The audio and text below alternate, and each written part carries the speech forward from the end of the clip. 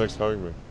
Kevin Lynn in Ann Arbor, Michigan asks, Tesla Motors was recently awarded $465 million in a loan from the federal government, and I believe SpaceX seeks money from the federal government as well.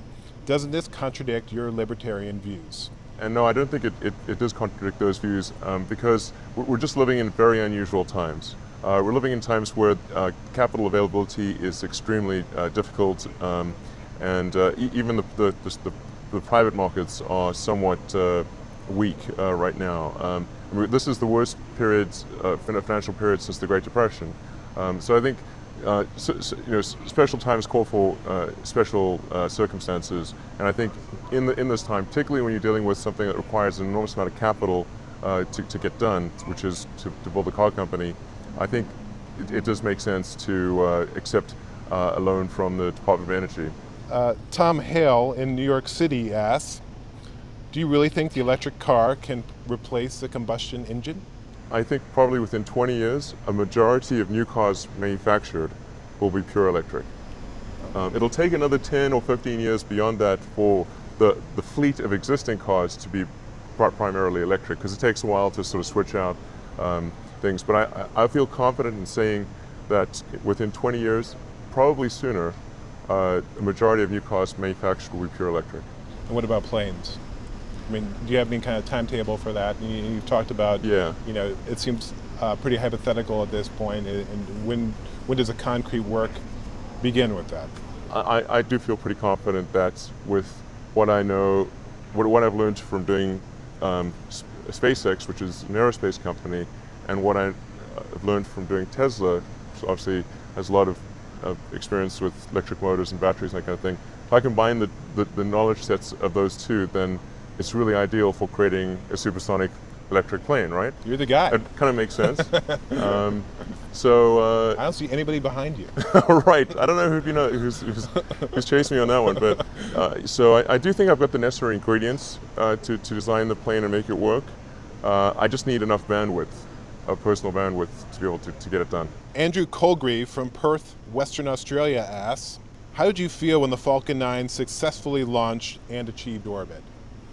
I was definitely elation in that case. I was super excited and glad, and it was, there was a lot riding on that rocket beyond just SpaceX, because we're really at this historic inflection point for a transition to commercial space, and the success or failure of Falcon 9 was, at that point in history, really could have shifted that whole debate. NASA's right now moving towards commercial. The president is moving things towards commercial, but there's a lot of opposition in Congress. Ironically, a lot of that opposition is coming from the Republican side of the House. I think it's somewhat not well reasoned. It's sort of strange that you'd have some Republican senators and congressmen opposed to commercialization.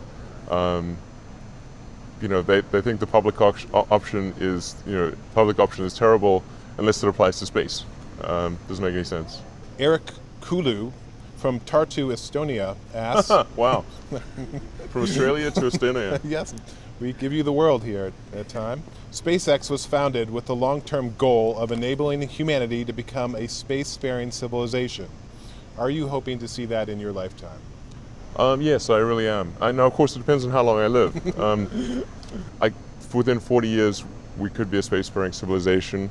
The critical technological breakthrough that's necessary for that is to create a truly reusable rocket system. Launching expendable rockets is nice, and yes, we can be a very successful rocket company, and we could even be the overwhelmingly successful rocket company. I think there's a good chance we could be the main, have a very high market share and really be quite dominant in the aerospace launch.